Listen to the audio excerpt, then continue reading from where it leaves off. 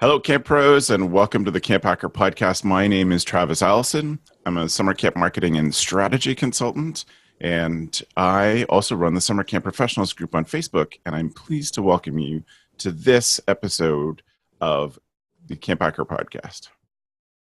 And my name is Gabrielle Rail. I'm one of the camp directors at Camp Oro. Camp Oro is an all-girls camp situated in the Laurentian Mountains, and we focus on creating a positive girl community while doing that in French and English. My name's Joe Richards. I'm the Executive Director at Pierce Williams Christian Center, which is a United Church of Canada summer camp and retreat facility. We're located in Fingal, Ontario, about halfway between Detroit and Toronto.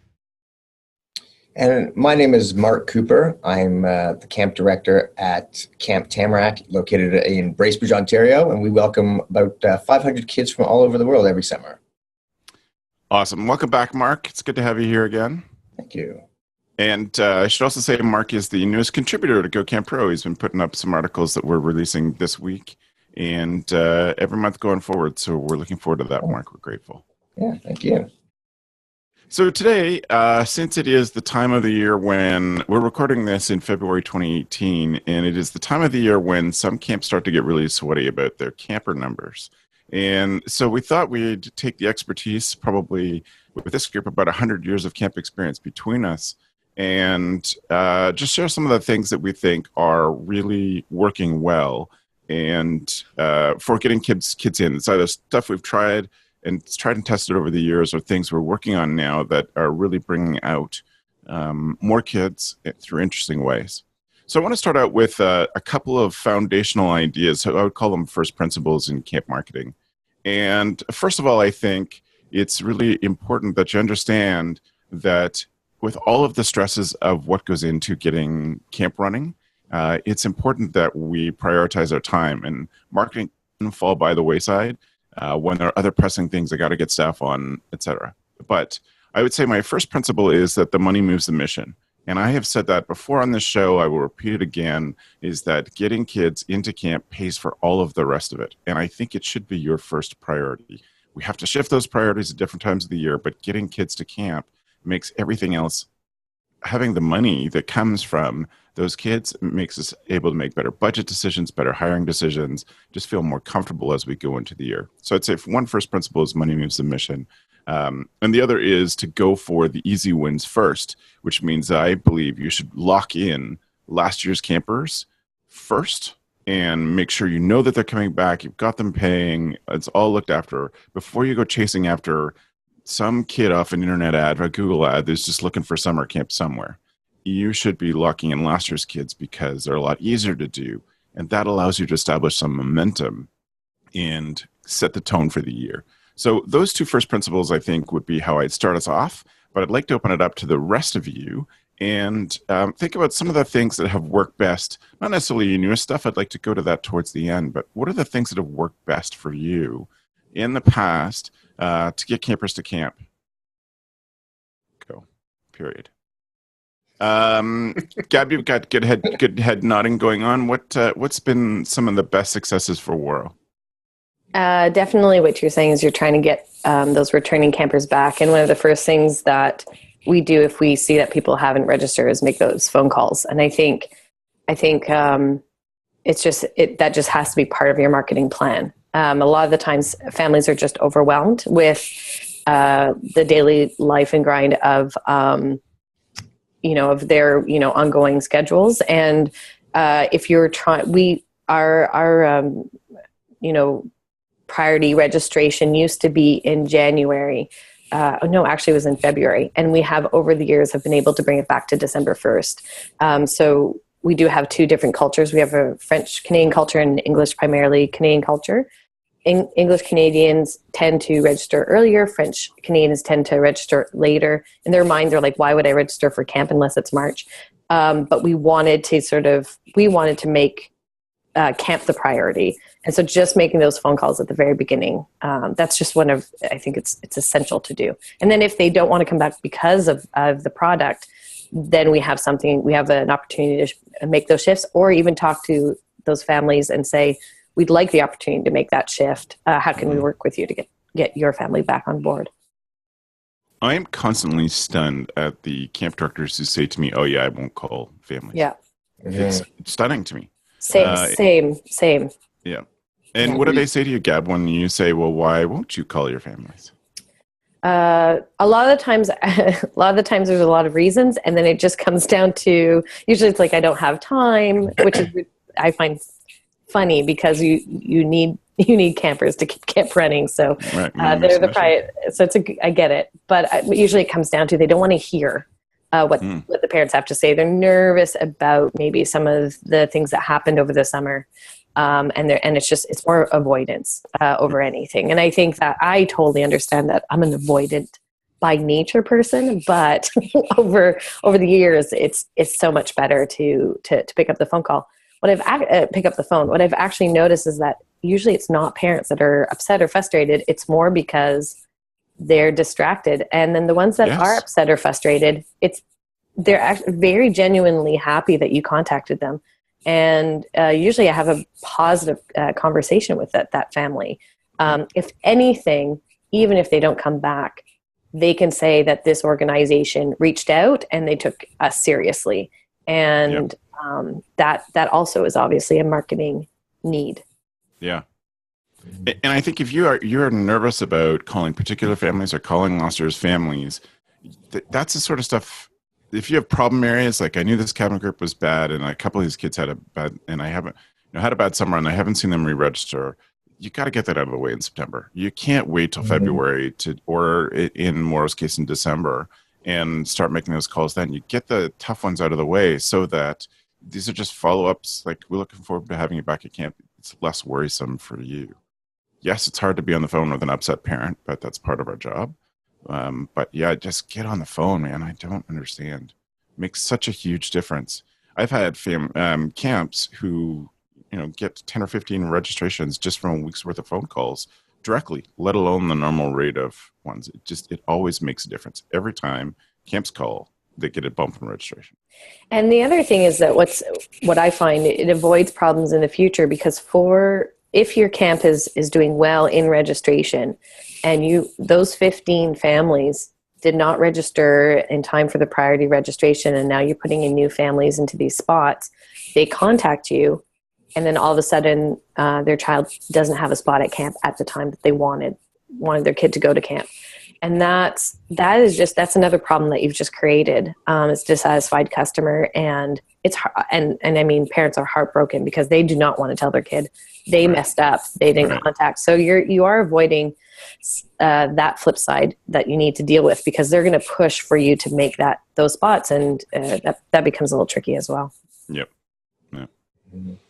I also find, Travis, it's also with the phone calls. When we do the phone calls, if it's also an opportunity to find out, like, after the summer, after kind of like the dust has settled, you find out some really interesting stuff about, if a camper is not coming back. I also want to know, why aren't they coming back? What did we do wrong before I start like my hiring process? Like, you find out some really interesting stuff that you think you knew about. And once September rolls around, October, the kids are back in routine, other stories start coming up. So when we make those phone calls, well, if you're not coming back to camp, why? And was there something that we did, or was there an issue with the staff? And we actually take extra notes in that, and it kind of reflects its good conversation pieces when we're meeting with some of our staff also, right? Yep, absolutely.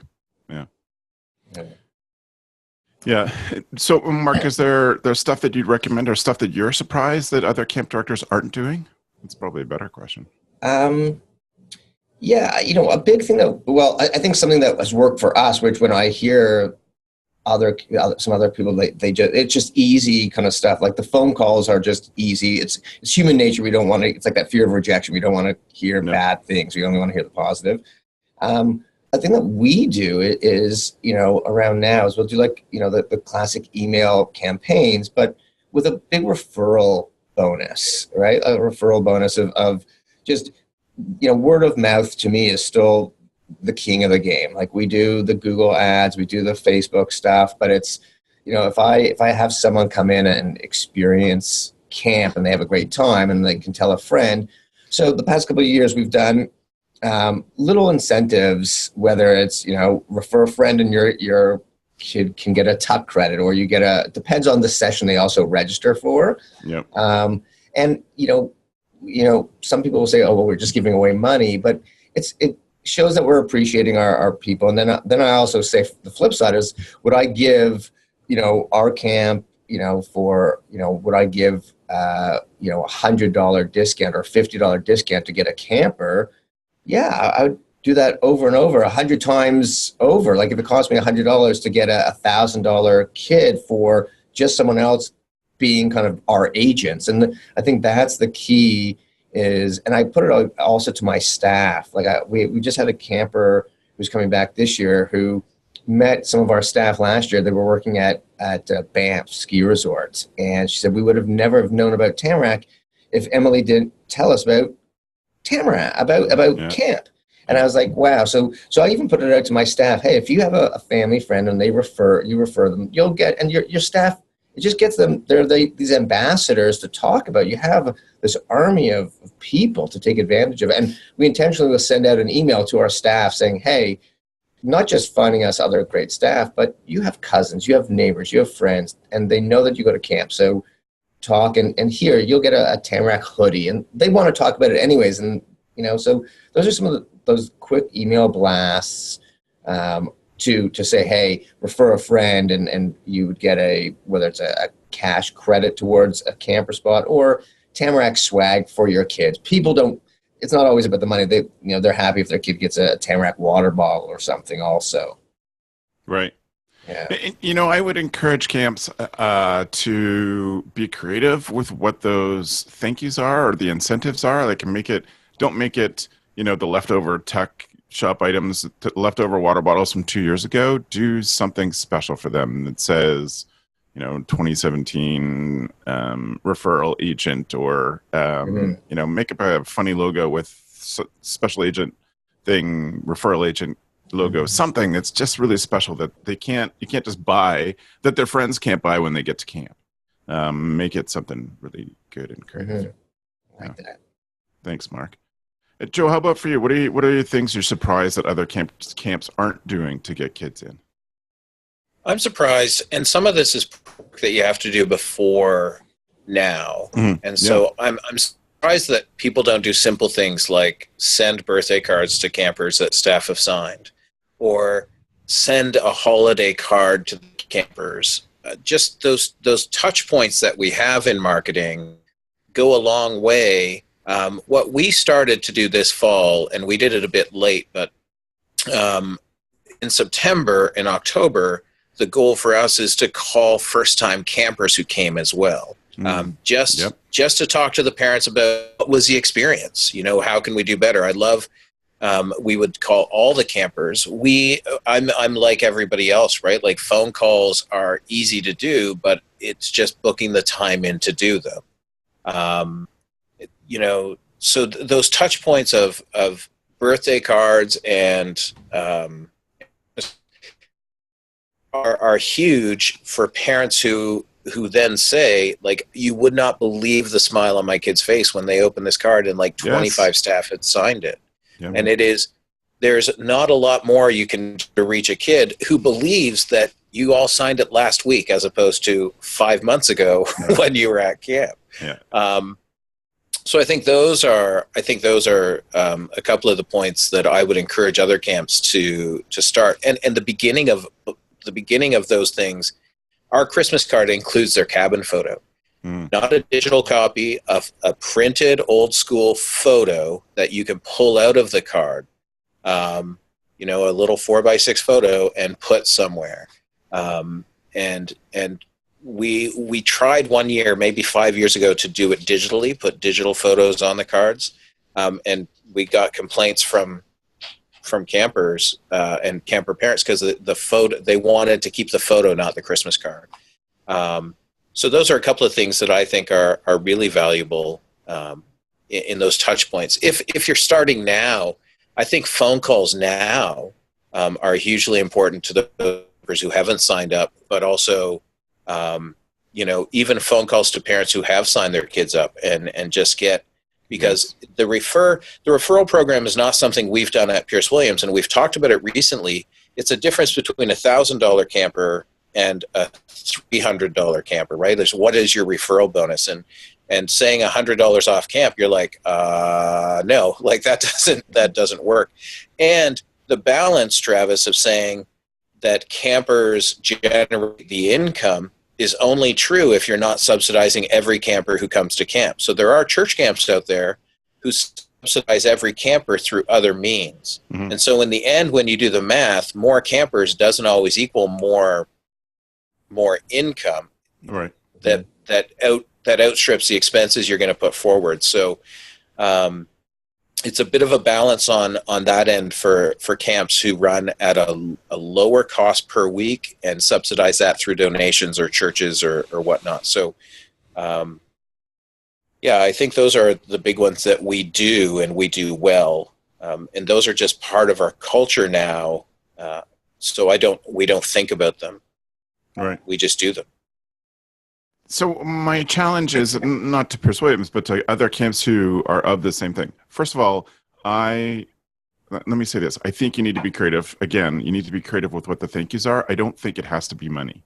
And sometimes, as Mark said, sometimes those people are like, I'm not doing this for the money. I'm doing this because my kid had a life-changing experience, and I think more kids should have that. Mm-hmm. And those people may be bothered by the fact that you're offering them money. It's like, you just did the best thing in the world for me, and I'm saying thank you, and you're paying me money to say thank you. I don't want to overread into that, but I think you need to be creative and sensitive to your community. Like whatever. And I think the reality is you don't need to do something that's dated, but you could have like a secret agent for Pierce Williams hat. We this year have discovered that you can order things from China really cheap, and they actually come. And so, like, to get an order of 300 secret agent hats and just give them out to people who refer a friend, that's really easy. And at $3 a hat, they'll never know it was only $3, right? Yeah. It's not about the price tag. It's about just that feeling of being appreciated and feeling special, right? And that's what it is. It's even a lot of times people will say, like, I don't want it. We're happy, and most of the people are they're super just happy. We're going to refer anyways, right? Yeah. We're just going to refer our. A couple of years ago, we had our referral rate, and then we trimmed it down a lot because it wasn't about the money. It really wasn't. It was more they're happy if they have a good experience, they're going to refer anyway. So they're happy, to do that. Right. I think handwritten thank you card on a personal video is such a great way to do that. It's so you rare. Introduced me to that new poncho, and it's absolutely. It has made a ridiculous difference when I'm dealing with some of our rental group business. I pulled that out, and they were like, "That was the coolest thing." Yeah. Gab?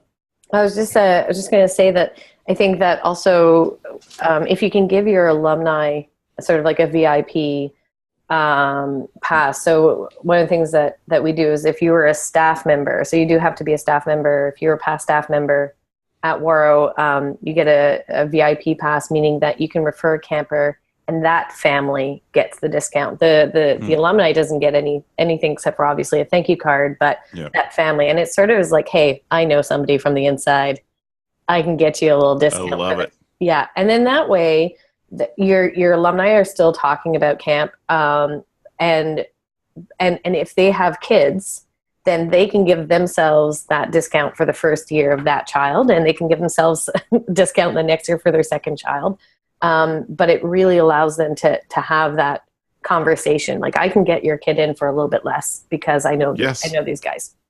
There's so much psychological value in that. You're showing your alumni that you value them. When an alumni can say to someone else, your kid should really go to my camp. Here, why don't you use my code? And, then the camp knows who did it. Oh, such a great idea. Really awesome. And our alumni have now it's starting to pick up. And so that's very, very helpful. And they want to know what's going on at camp, what's new at camp, what's stayed the same. That's very important. Yeah. But it gives them the tools. And we used to send out packages where they could, share that information, but, making sure your online game is good. Yeah. Then it just allows them to do that from their phone or computer. Right. What a great idea. Okay. So one other thing I was going to say, it goes back to something else. that I think that what you can invest in this, again, personal touches are the best, but what you can afford to invest in of sort of some sort of referral thing for a new camper, maybe more than you think it is. So, it's sort of a question of understanding what the lifetime value, as I call it, the camper lifetime value of a kid is. So for a Mark, if it's $1,000 on average for a kid, and that kid's comes for an average of 7 years, then what are you willing to pay to make $7,000? So if you at a smaller has week-long sessions, it's less expensive. Are you willing to pay $100 to make $900? Because you know that you're not actually calculating how long that kid is there for 1 year. You're calculating the whole lifetime of them. And that gives you a whole different number. It's a different budget when you start to look at this. Like on average, our kids stay for 5, 6, 7 years. We don't know what that is. We'll have to figure it out. And then we can multiply that by a week at whatever a session is, not a week, but a session at camp. And then we know what the lifetime value is. So you might be willing to invest more into marketing and your whole marketing budget in general, but into specific rewards. If you know that, I'm willing to spend 10% of a rate of an average to acquire that much income. And we did that, Travis. That's exactly the kind of the model we did. And we also looked at it, not just the one camper, but the sibling effect, right? So that one camper, that first time camper, and then we get the sibling, and we don't have to, like, the cost to market to that sibling. If we've already marketed that family, it's just trickle down effect, right? So, and then that's exactly kind of how we did it. Yeah, the customer lifetime value of one kid could be almost infinite. Yeah. As it just goes on to their friends, their neighbors, the next generations, et cetera. Yeah. Yeah. I know. Cool. I would say my thing that I'm surprised that more camps don't do is do a big sort of a launch party for when they open registration. I talk to people all the time about this, obviously, because it's my business. But when I talk to people, it's like, what happened on the first day of registration? Oh, we sent out an email and we posted it to Facebook, and we got 2 registrations. It's like, you can't. That drives me crazy. It's like that launch day. It should be like launching a new business. You're launching your whole year on this one day. You want to drive as much registration as possible on the start, because it builds momentum. It has more people saying, yeah, we're going to camp. You start to train people away from, as Gab's talking about, moving the start of registration further and further back so you can make better business decisions. But I think that should be a 6 to 8 week campaign. Emails every week, social proof stuff every week. So you're sending out the things that people put on surveys. You're sending out videos from staff and parents and campers and alumni talking about how camp has changed them. Like, it should be one of the biggest projects of your year is the opening day of registration. And so many camps are like, yeah, I posted it to Facebook. Like, what an incredible lost potential when that thing could set up the momentum for your whole business year. And, the payoffs are so great. When you as a camp director can say, we are 40, this is the first week of registration and we're 45 campers ahead of our numbers from last year at this time. That is a great thing to say to your boss, your owner, to yourself if you're the owner. It's a great position to be in. So I wish more camps were more intentional about that. And I think that one of the things that you're talking about is not pushing the date, but it's telling your story. So with those videos, it's about the great stuff that you've done and the great stuff that you're going to be doing next year. It's about lives that are changed. It's about et cetera, et cetera. But you're telling your story, and you're linking the start of your camp experience, which is the registration period. So I think a lot of people get sometimes confused that they don't want to just put a date out there. And it's like, no, it's an opportunity to keep reminding and educating people on what you do so well. Yeah. And it's this aspect as well, Gab, right? That when you're telling your story, you're telling how you help not just the campers, but to ask a question of parents in some of those stories, like, how has camp helped you as a parent? Because this goes to that idea of story brand, where we're the guide. We're not the hero of the story. We're the guide. And so if we can, and being a guide, we're helping parents raise amazing kids. right? We're helping the kids. I get that. But in the end, we're helping parents raise amazing kids and successful members of society. Yeah. And so if Yeah. we have parents speak to that, other parents can relate to that more than they can relate to campers. They've had it.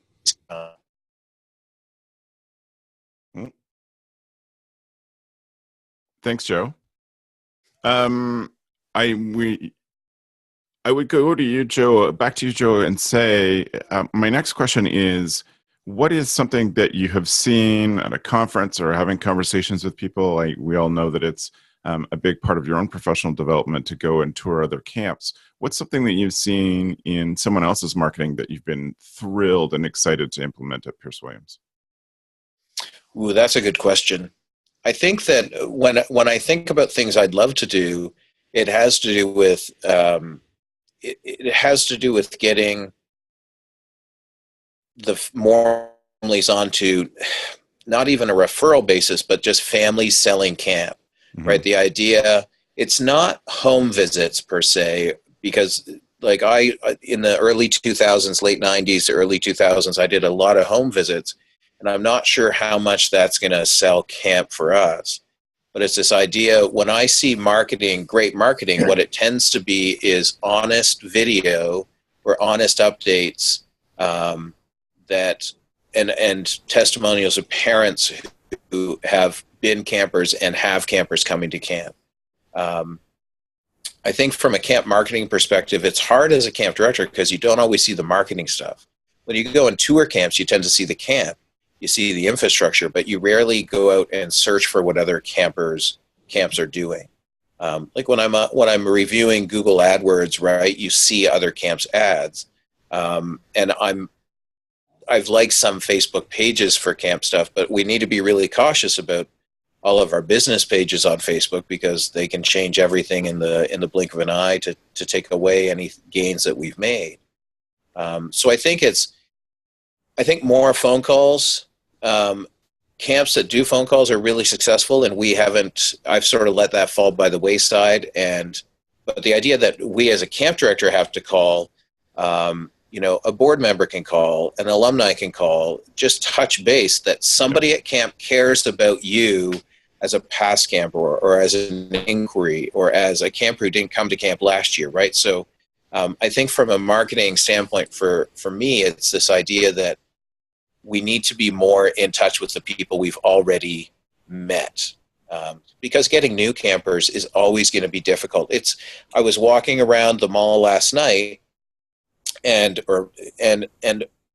my thought as I looked at every kid was like, why don't they come to camp? Like, why don't they come to camp? Which sounds weird, but like in Elgin County in Ontario, right? That's my home base. And I'm looking at all these kids being like, like, how do I get them to come to camp? How do I get their parents to let them come to camp? Mm-hmm.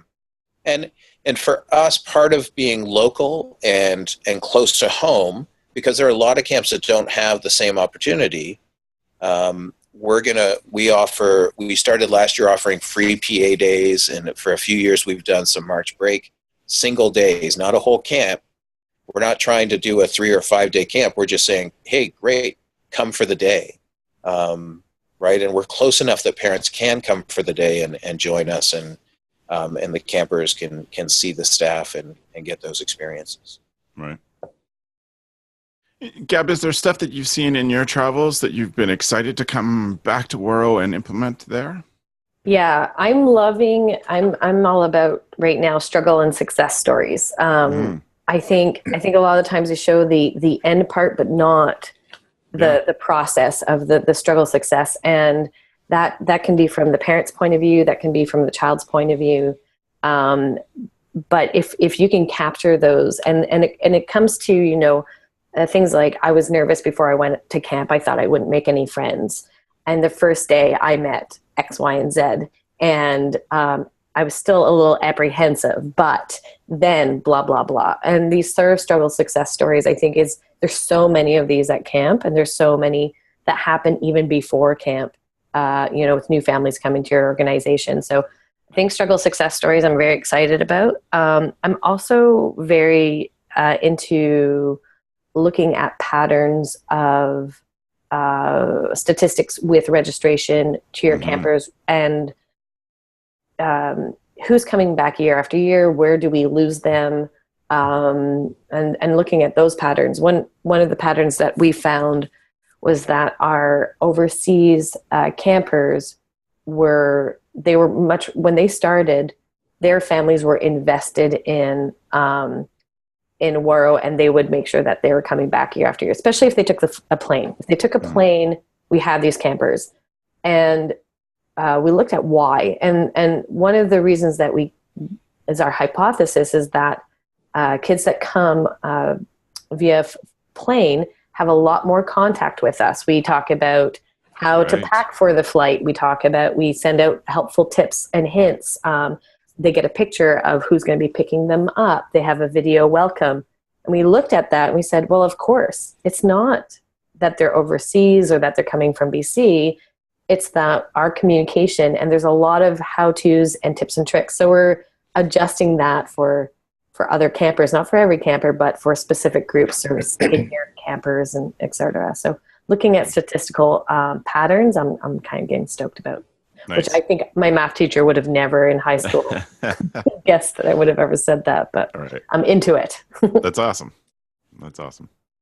How about for you, Mark? Is there stuff you've seen from other camps or the business world that you've been really excited? It doesn't have to be recent, but what are the things that you've been excited to implement at Tamarack?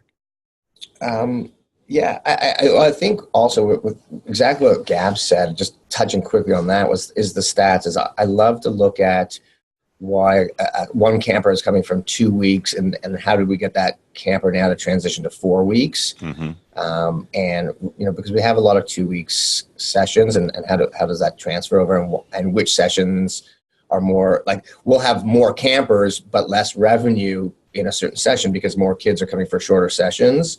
Right. So looking at that, but I'm a big I was loving some of the camps are doing these Instagram stories, which I just think, that's such a big thing, even to keep our staff. That's where our staff, and even now I see with our younger campers, the engagement is absolutely mind-boggling. And I'm friends with a lot of other camps, and just following some of their Insta stories, and you see the engagement and these quick little videos that it's so easy to do.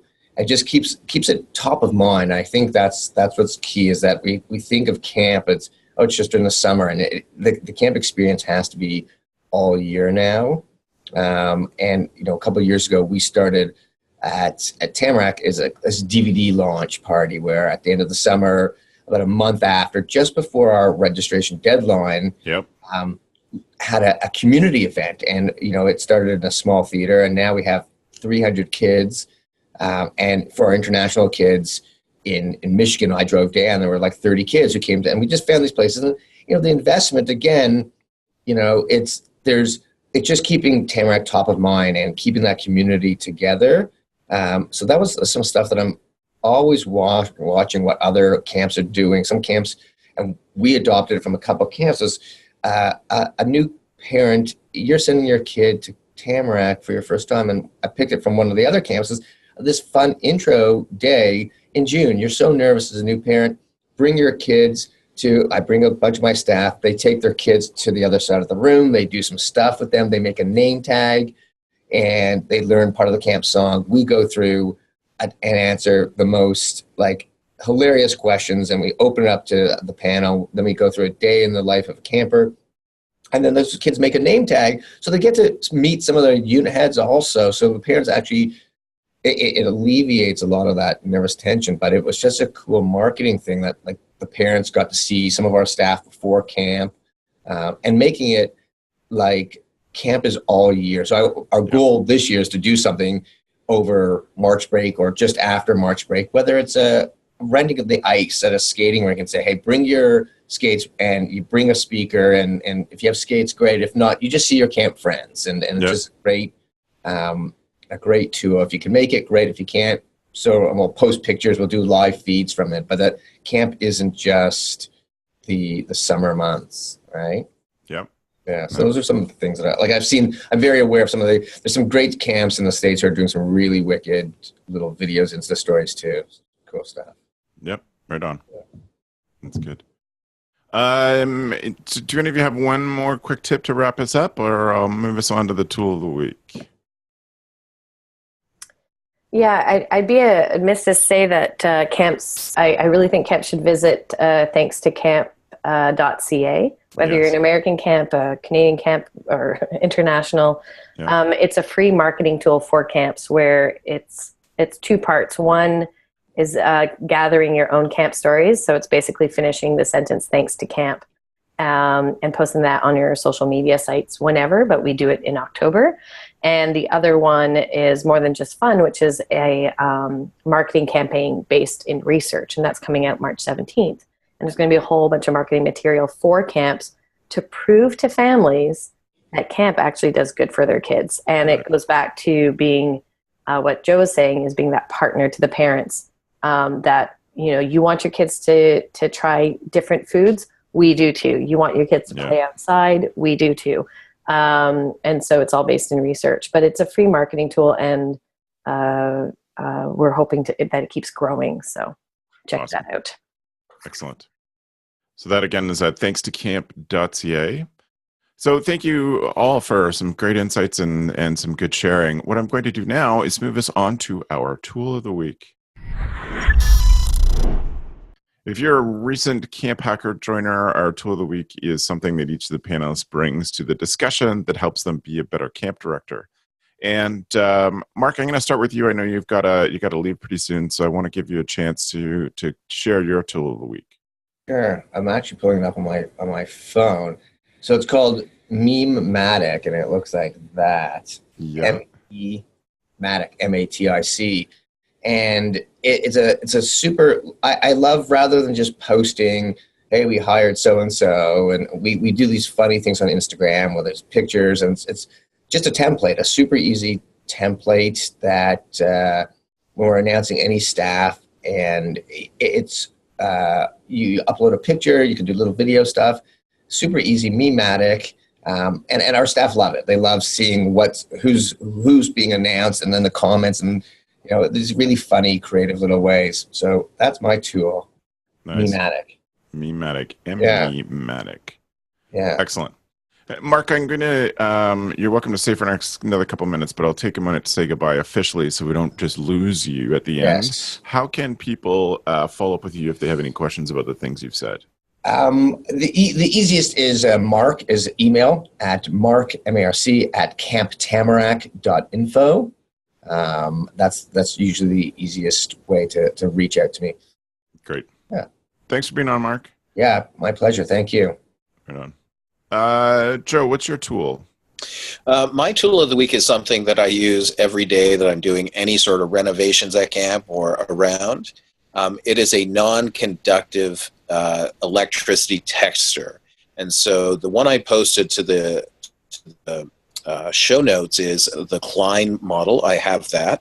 You can buy a less expensive model at most home stores and hardware stores. But essentially what it does is when you touch a wire, like an electrical wire, it tells you whether the wire is live or not live. Right. And so I've done some wiring in my own house and in a couple of the buildings at camp recently. And I just carry it in my pocket so that I can remember and test to see if it's live or not live, or just check. And I was watching a home show recently, and I was surprised that like these guys were tearing out kitchen cabinets and came across a wire, and they're like, "Oh, stop everything. We don't know if it's live or not live." And they called an electrician in. Now, I'm not sure if that's just a home show, but I was like, man, like a $10 piece of equipment solves the problem with paying for an electrician to come in. And it's super easy to use.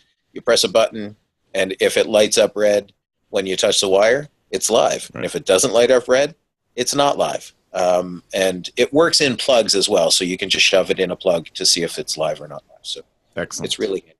Good thing for a camp director toolkit. Yeah. Right on. Gab, what's your tool?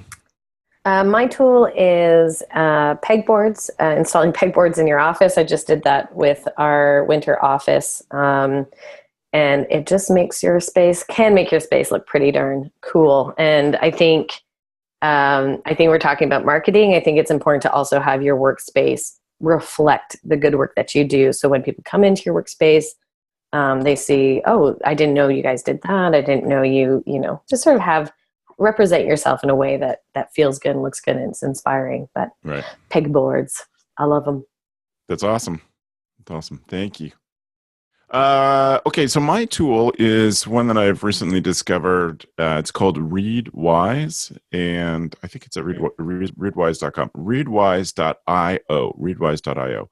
And ReadWise is a free service that you can use. You tie your Amazon account to it. So if you read on Kindle, I suppose if you read on any Kindle app and you highlight things in a book, then Readwise will pull all those things down and put them in one particular searchable place. The Amazon highlights, Kindle highlights page is kind of clunky, but this allows it to make it searchable. And it also, I think where the magic happens is things that you've highlighted or quotes that you have captured using that tool, they get sent to you by email in the morning. So you might get 3 or 4 things in a morning in an email of ideas that you've captured that might be long lost. And I sort of go back and forth on whether I use a Kindle or the actual physical book. And I know there's a lot of attractive things being able to write things in a physical book, but this is starting to change my mind. This makes Kindle reading for business books, personal development stuff, professional development stuff a lot more attractive because it's going to resurface those ideas that I have. So at the moment, this is free. So readwise.io, it's a really cool feature that I quite like. So. And you can set your frequency, Travis, right? So I moved mine to once a week. Yeah. And they say at the bottom when you first sign up for Readwise to just email them. And they got back to me. They're based out of Waterloo, Ontario. They got back to me and chatted for a little while. So nice. It's awesome. Yeah. That's cool. That's good. Well, there you go. All Canadian panel, Canadian tools of the week. Too. This will also work in the States, I know. Anyway, I want to take a minute and just thank you all for being contributing to the camp community by being part of the show today. So thanks, Mark. I know you got to run. We're grateful that you're here. My pleasure. All right. Thanks, guys. Take care. Bye, buddy. Joe, if people want to follow up with you, what's a good way for them to do that? You can follow up with me personally. You can follow up with me at Joe, J-O-E, at yoyojoe.com, YOYOJOE, or you can find out what I do at camp at campisbetter.com. Life is good. Camp is better. Excellent. Thanks, Joe. You're welcome. I love that tagline. I thought it up all by myself, Gab. Gab, how can they follow up with you? People can check out where I work at waro.com, and you can follow me on Twitter and Instagram at Gabrielle Rail. Excellent. Well, I want to thank everybody for either watching us on YouTube or listening to us. We do appreciate when you leave a comment, review, thumbs up, whatever it is when you're on YouTube. That helps us decide which shows are a hit. If you could leave us a review, we'd be really grateful. You can go to camphacker.tv/iTunes, and it'll take you right to our review page. And we get notified when the reviews come in, and we're always grateful. And we have been known to sometimes read our reviews out on the show. So I thank you for those who found something good from this show, taking a couple minutes to go to that link, camphacker.tv/iTunes. So thank you all, and thank you to our listeners. We look forward to hearing from you. If you have any questions, you can reach me at travis@camphacker.tv. And thank you for the evening, friends.